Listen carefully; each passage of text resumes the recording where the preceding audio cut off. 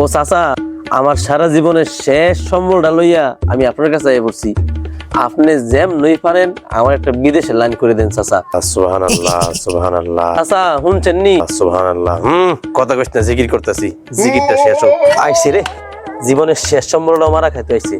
হ্যাঁ, দুনিয়া তার ভালো মানুষ পাইছে না, খাও বুয়া মারাটা খাও, জীবনের শেষ সম্বলটা হারাও। আরে যেম নই পারেন আমার কিন্তু বিদেশ পাঠাইতে হইব।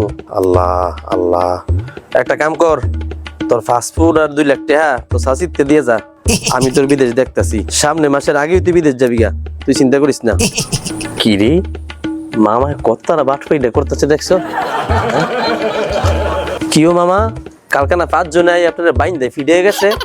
আপনিও না কানে ধরে কইছিলেন কেউ বিদেশ নেওয়ার নাম কইরা বাটফারি কইরা টেয়া লইতেন না, আবার দিলে টেয়া পয়সা লইতেছেন। বুঝলাম না, বাটফারি কেন শুরু করছেন আপনি এমনি? হাই দাদা, এসা কথা সবার সামনে কোন লাগে? হ্যাঁ কি রে বুইরা শয়তান, তুই এত বড় বদমাইশ, আজগা তুই খারো, তোর কপাল আজগা আলিক কি আছে? আরে খারো খারো খারো।